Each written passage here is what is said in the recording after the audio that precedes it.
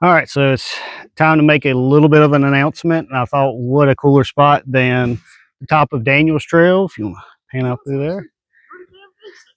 Been up it, down it. Now, if you know, I've been debating the East Coast machine for a while, and this is the machine I've been waiting for an announcement to make a decision either way. 250 horsepower.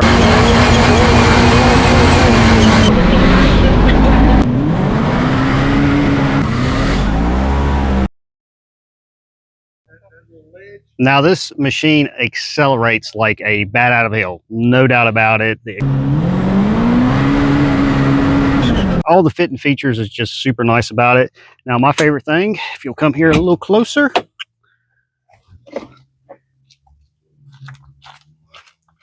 and this is the exact model I want it with the bench seat. Now the issue is, one of these is almost $50,000. And that's not the kind of money I'm gonna spend to go play how I like to play. Now, lucky for me, Right Coast Off-Road wanted one of these for a new product testing and decided to sell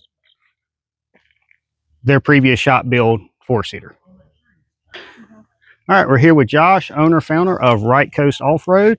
Now, normally I'd be the one to tell you what I've built and done, but in this case, I've left up because this guy's already done all of it. So I'm going to tell you a little bit about my new KRX. New to me, KRX four-seater here. Yep, so we got it in August of 22. I think it was the first one on the East Coast. It should be if it wasn't. We've literally been through the whole thing. The final deal with it was Super ATV long arm, Turner right front axle, because we could not get a Super ATV long travel axle to stay in it.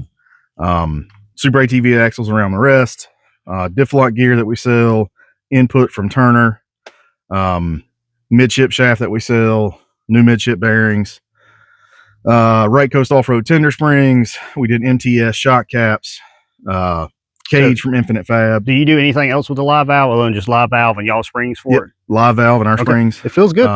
Yep, it's we did 125 pounds on the nitrogen. A lot of people go to 200. Don't do that. 125, 150 will be about perfect. We did limit straps to try to keep the axle in. It didn't work, but I kind of like having them since they're already there. GGB trail exhaust. We actually took the stock header, pulled all the heat shields off of it, had it jet hot coated, so it would last longer and not break as much. We had it braced up. I'm assuming that's part of the tune that I'm running on this now. Yep. So whose tune is this in here? Or do you mind saying? I can't say yet, okay. But that's a custom tune for a KRX. It's very close to a regular dyno jet tune, but not quite. Definitely more peppy than my two-seater. Yeah, it's got a special tune on it. And speaking of peppy and feeling, what about clutching?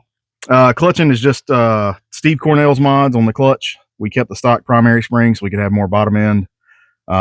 We didn't really care about low RPM. We just wanted the power. Our weights, G-Boost Badass belt. Now, I noticed with your weights, you gave it a little kit. So y'all's weights are adjustable for your liking, I guess, back and forth. Yep, so they're adjustable all the way up to 37s, 38s, whatever you want to run. It's our Gen 2 weights in there. This was actually the test machine for the Gen 2 and the 3 weight for the 2025 KRX. All of them have wear washers now on the sides, so it doesn't dig into the clutch housing and cause them to stick. Now, what build have you liked with this one so far? What build? OEM, Badass? Badass belt, yep. Okay. G-Boost Badass, yep. I love those belts. They're stickier. When they get worn down, they don't wear into the sheaves like the stock ones do. A lot of people like stock belts, but we've had nothing but great luck out of the G-Boost belts. Area 15 design sliders, our long travel fender flares we built. We've been using them today. Yep, 1/2-inch Super ATV skid plate. Been using that today too. We've got the frame bracing from Super ATV up front. Wiper kit from Cowie, factory Cowie windshield that fits the Infinite Fab cage, which is really nice. You said Infinite Fab. I see your emblems on there, but it's Infinite Fab. Infinite Fab did the cage for us. He's a great guy. Hopefully we don't use it, but I think it's there if we need it.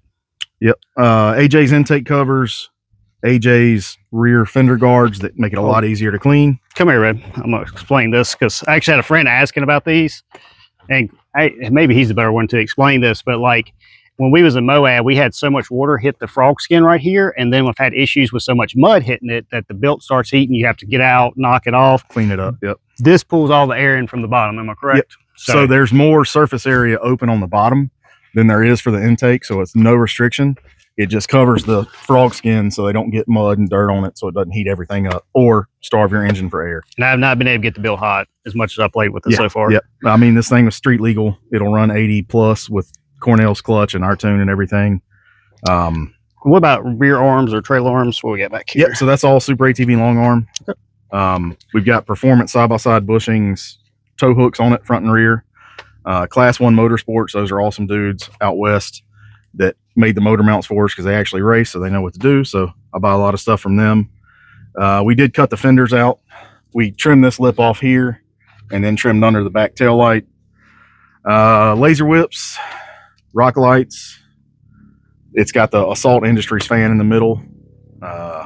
Still scared I'm gonna knock that off on a tree somewhere, but we'll find out. To be determined. Rugged radio set up. Area 15 design sliders. I don't know if I said that or not. Wow.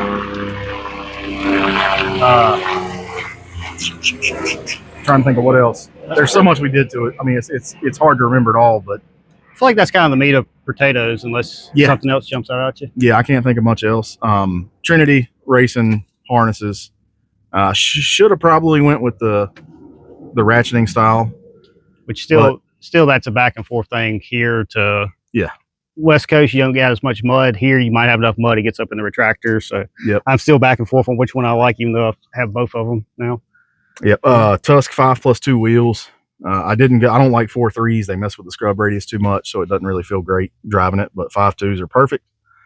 And scrub radius, that's that travel effect. When you're really so if you go too far on your spacing or go to 10-inch wheels or anything like that, it'll really make it steer funky. That's it, man. Well, thank you for building an awesome machine. Absolutely. So if you have any questions about you see me do anything done with it after he posted his videos he might have linking around, that's the setup that I'm doing it with, unless I change something. But for right now, I think it's going to stay like it is. Only thing I might change is still debating these O bars to maybe Zillas or maybe another tire, but I'm gonna wait to wear these out, and from there we'll just send it. Yeah, I think they'll get better with more hours on them. They're definitely not a Zilla new, but they do work good. They are sticky. They're better than pretty much every other tire out there, but Zillas are just hard to beat. But maybe once they get some miles on them, they'll be better. Thank you, Josh. Appreciate it, man. Absolutely. Nicknames, whether for people or machines, can take a while to pick the right one. Now, I've drooled for a while over the H2. It has twice the horsepower, next level shocks, and cool features mine just doesn't have. My goal with my next machine was a planet and capable machine in the rocks that McKenna and Dixie are both comfortable in, and I rarely have to get them out in the rough stuff. Now, with long travel kit, the H2 and my KRX4 footprint is comparable, and I feel like it's about as close as I can get to one without spending the big bucks. Hence, this machine's nickname, Poor Man's H2. Stay in that crack. There it is. Enjoyed this video, please like, share, and subscribe for more adventures to come.